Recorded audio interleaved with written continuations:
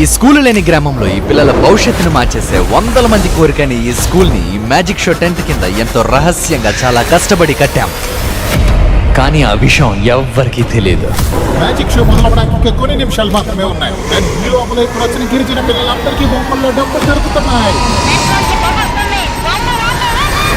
అసలేం జరుగుతుందో తెలుసుకోవాలంటే కొంతకాలం వెనక్కి వెళ్లాల్సిందే.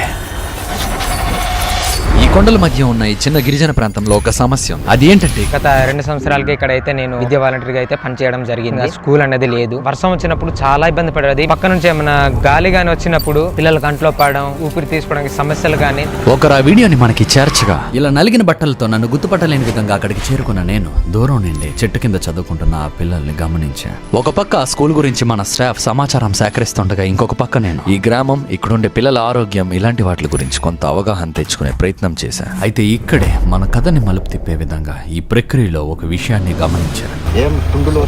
ఆయన చెయ్యి అంతా చిన్న చిన్న దద్దురు లాంటివి ఉన్నాయి. ఇక్కడ పిల్లల చదువుతో పాటు అందరు ఆరోగ్యం కూడా ముఖ్యం కాబట్టి ఇంకా ఇలాంటి ఇబ్బందులు ఎవరికైనా ఉన్నాయా అని కనుక్కునే ప్రయత్నం చేశాను.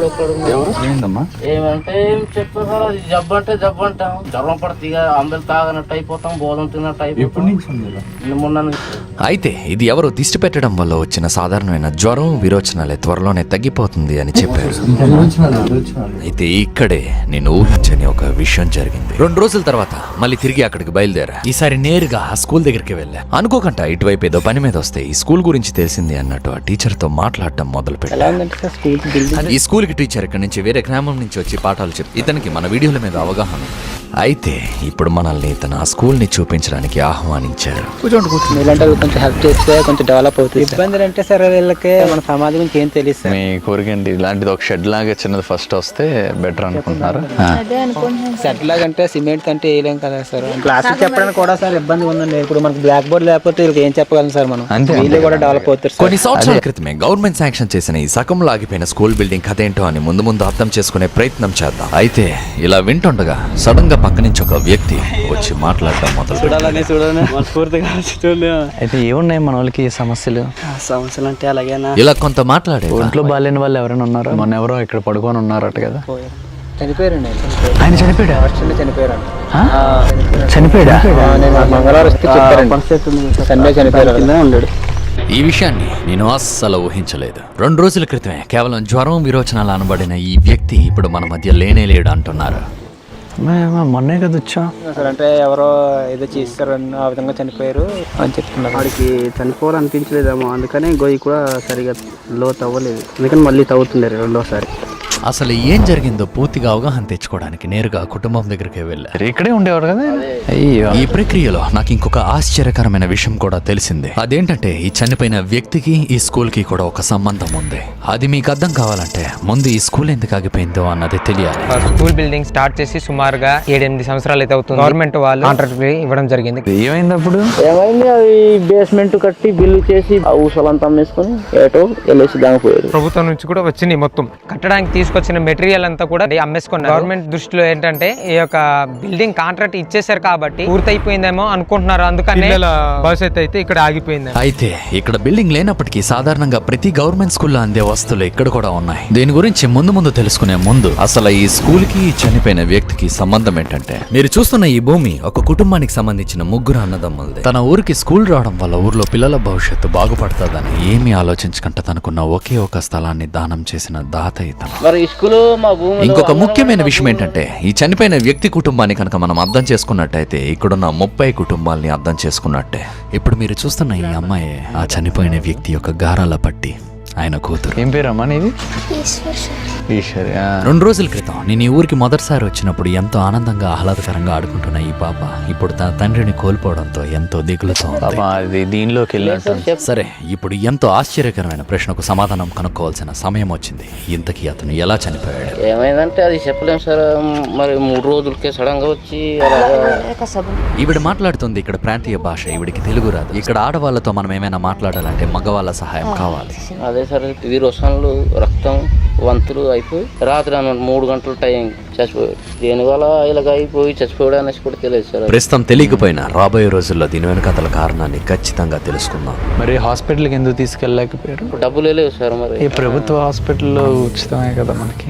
మరి వెళ్ళే సాగు సార్. ప్రయాణానికి డబ్బులు లేకనా ఇక్కడుండే ఈ కుటుంబాల యొక్క సంపాదన చాలా చాలా తక్కువ. వ్యవసాయం చేస్తూ వాళ్ళు పండించుకున్న దానిలో కొంత మార్కెట్కి వెళ్ళి అమ్మితే ఇంకొంతమంది కూలి పనులు చేస్తూ బతుకుతున్నారు. ఒక్క ముక్కలో వీళ్ళ పేదరికం మీకు తెలియాలంటే నీకేంటి చెప్పులు లేవంట కదా?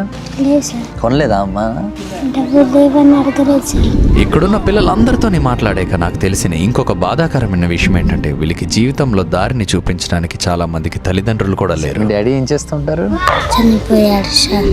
అంటే ఫ్యామిలీ లేరండి. లేరు అచ్చంగా ఈ పాపలాగే. సార్ ఇంకా కార్యం అంటే మరణించిన వారి ఆత్మ శాంతి కోసం చివరాఖరిగా చేసే ఒక పద్ధతి. దానికి కూడా డబ్బులు లేవు అని చెప్తున్నారు. ఈ గ్రామానికి స్కూల్ అవసరం అవడం, ఆ సకంలో ఆగిపోయిన స్కూలు ఈయన స్థలంలో ఉండడం, ఈయన కార్యం కూడా చేయలేని పరిస్థితిలో మనం ఇక్కడ ఉండడం, ఇవన్నిటిని చూస్తే కాలం ప్రకృతి మనకు అప్పచెప్పిన బాధ్యతలా అనిపించింది. కాబట్టి ఎటువంటి ఆలస్యం లేకుండా సర్ప్రైజ్ గా కార్యానికి పనులు మొదలు పెట్టమన్నా, దానితో పాటు ఆయన కార్యం అయిన నెల రోజుల లోపల ఆయన ఆత్మకు అస్సలైన శాంతి కలిగేలా ఈ గ్రామానికి ఎంత అవసరమైన ఏ స్కూలు కోసమైతే తన సొంత స్థలాన్ని కూడా దానంగా ఇచ్చారో ఆ స్కూలు కూడా పూర్తయ్యేలా చేస్తా ఈ పిల్లల భవిష్యత్తుని సక్రమైన మార్గంలో నడిపించే విధంగా ఒక ప్లాన్ ఖచ్చితంగా వేసి తీరుతా.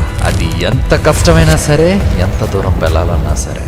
ఇంకొక 2 రోజుల్లో ఈయన కార్యాన్ని చేయాలని వీళ్ళందరూ నిర్ణయించుకున్నారు. మనం కూడా అదే రోజు ఇక్కడ స్కూల్ని ప్రారంభించబోతున్నాం. వీళ్ళెవరికీ తెలియకుండా దాన్ని పూర్తిగా కట్టి చివరిలో వీళ్ళకి సర్ప్రైజ్ ఇవ్వబోతున్నాం. దీనికి నా దగ్గర ఒక ఆలోచన ఉంది.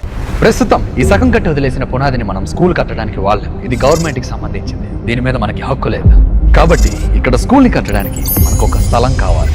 ఈ భూమి వ్యవసాయానికి పనిచేయకపోవడం వల్ల మీకు ఇబ్బంది అవుతుంది అన్నది నాకు చెప్పడం జరిగింది మీరు ఆ రోజు. ఇది మీరు నాకు అమ్మితే ఆ డబ్బుల్ని ఇదే ఊర్లో మీరు కొంత వ్యవసాయం చేసే భూమిని కనుక కొనుక్కోగలిగితే ఆదాయం వస్తుంది. ఎలా మీ అన్నయ్య కార్యం కూడా మీరు చేయాలనుకున్నారు కాబట్టి ఇంకొక 50,000 ఎక్స్ట్రా ఇస్తా. సో మీ సొంత డబ్బులతో మీరు చేసినట్టు కూడా ఉంటుంది. మనం కట్టాలనుకుంటున్న ఈ స్కూల్కి ఈ వాలీబాల్ కోర్ట్ సరిగ్గా సరిపోతుంది. ఇది చాలా చదునుగా ఉంది, ఊరికి మధ్యలో ఉంది. కాకపోతే ఇక్కడ ఇంకొక సమస్య ఉంది. ఇది గిరిజనులకు చెందిన గ్రామం. ఇక్కడ భూమిని అమ్మాలన్నా కొనాలన్నా గిరిజనులు అయ్యి ఉండాలి. ఈ భూమి నా పేరు మీద కూడా పెట్టక్కర్లే, నా ఫ్రెండ్ పేరు మీదే ఉంటుంది. అంటే మీ ఇంట్లో వ్యక్తి పేరు మీదే ఉంటుంది. ఒకసారి మనకి ఇక్కడ స్థలం సెట్ అయ్యాక ఇక్కడే అసలైన సమస్య మొదలైంది. మనం కట్టాలనుకుంటున్న స్కూల్ని వీళ్ళందరి ముందు వాళ్ళకి తెలియకుండా ఎలా కట్టాలి అని తీసుకున్న భూమితో మేము మొట్టమొదటిగా మిమ్మల్ని, పిల్లల్ని, వీళ్ళందరినీ అలరించడానికి మ్యాజిక్ సర్కస్ ని పెట్టబోతున్నాం. దీని ద్వారా ఏమవుతుందంటే చుట్టుపక్కల ఊర్లకు కూడా మన ఊరు గురించి తెలుస్తుంది. ఇలా మ్యాజిక్ సర్కస్ పేరుతో పెద్ద టెంట్ వేసాక మనం కట్టాలనుకుంటున్న స్కూల్ని లోపల రహస్యంగా కట్టేయచ్చు. కార్యానికి ఇంకా 16 గంటలు మాత్రమే ఉంది. కానీ ఎంతమంది వస్తారో, వీళ్ళు ఏ పద్ధతిలో చేస్తారో పూర్తిగా తెలియాలంటే రేపటి వరకు ఆగాలి. కానీ ఈ లోపల కొంచెం అర్థం చేసుకోవడానికి ప్రయత్నిస్తున్నా. పర్లేదా? మరి మీ వాలీబాల్ కోర్ట్ ఉంది ఇక్కడ. కానీ ఆ సమయంలో నేను గమనించింది ఏంటంటే తన కుటుంబ సభ్యుల వెనకతల నిల్చొని అన్ని నెమ్మదిగా వింటున్న ఈ చిన్నారిని. ఆ విషయాన్ని కొంచెం సేపు అయ్యాక నేను గమనించాను కదా చుట్టూ ఊరు. ఏమ్మా ఐశ్వర్య, ఎలా ఉన్నావు? ఎంతో దిగులుతో ఉన్న ఆమె ముఖాన్ని చూసి ఇలా పిలిచి, ఏంటి కొంచెం డల్గా అయిపోయావు? మా నాన్న గుర్తొచ్చారు సార్. రాత్రులు బాధపడుతున్నావు కదా? ఆ విషయం నాకెలా తెలిసిందంటే ఆ బాధ అక్కడున్న వాళ్ళు నాకన్నా బాగా తెలిసిన వాళ్ళు ఎవరు లేరు. చిన్నప్పటి నుంచి ఎంతో ఆనందంగా ఉన్న తన జీవితంలో ఉన్నట్టుండి ఈ మార్పు వల్ల సముద్రం అంత బాధ తన కళ్ళల్లో కనిపిస్తుంది. ఎందుకమ్మా అలా ఏడద్దు, నేనున్నాను, అందరం ఉన్నాం. హాస్పిటల్కి తీసుకెళ్లారంటే ఇది మామూలు జ్వరమే, తగ్గిపోయింది అన్నారు. జ్వరాలుగా అన్నాను, కాకపోతే తగ్గిపోద్దేమో అనుకున్నాను సార్. నేను బయలుదేరిపోయినా అక్కడి నుంచి. నాకే వచ్చేసరికి ఆశ్చర్యం. తిన్నావమ్మా? ఇంటికి వెళ్తావా? అంతా మంచి రోజులు వస్తాయిలే మనకి. కార్యం రోజు రానే వచ్చింది. ఇక్కడ హిందూ పద్ధతిలో జరిగే ఈ కార్యానికి మతాలతో సంబంధం లేకుండా అందరూ రావడం మనసుకి మంచిగా అనిపించింది. నాన్నగారు ఆశీస్సులు తీసుకొని మనం ముందుకెళ్ళాలి. గ్రామస్తులు అందరూ కోరికైన ఈ స్కూల్ని మనం అనుకున్నట్టే ఈ రోజే ప్రారంభించబోతున్నాం. అది కూడా ఊర్లో వాళ్ళందరూ ఉంటుండగానే. కానీ ఎవ్వరికీ తెలియకుండా మన ఈ ప్రయాణంలో ఈ అమ్మాయి మనసుకు ఎంతో దగ్గరయ్యాం. ఎంతంటే ఒకప్పుడు సెకండ్ ఇవ్వడానికి మొహమాట పడిన ఈ పాప ఇప్పుడు భోజనం తినిపించమని చెప్పే అంత. తన చుట్టూనే తిని ప్రపంచం అనుకున్న మనిషి ఒక్కసారిగా లేకపోయేసరికి ఈ వయసులో జీవితం ఎంతో మారిపోతుంది. కానీ ఏం పర్లే, ఈ పాప జీవితమే కాదు, ఇక్కడున్న పిల్లలందరి జీవితం కూడా సరైన దారిలో వెళ్లే విధంగా ఖచ్చితంగా ప్రయత్నిద్దాం. దాదాపు భోజనాలు ముగింపుకు వచ్చేసాయి. ఇప్పుడు మన పనిని మొదలు పెట్టాల్సిన సమయం వచ్చింది. మొట్టమొదటిగా మనం కట్టబోయే బిల్డింగ్ కి కొలతలు తీసుకోవాలి. పిల్లలకి ఏ సరదా ఉంటుందని సర్కస్ ఒకసారి మన వాళ్ళు కొలత తీసుకుంటారు ఇప్పుడు. కానీ ఇక్కడ ఒక పెద్ద ప్రమాదం ఉంది. ఈ ఊర్లో మేస్త్రి పని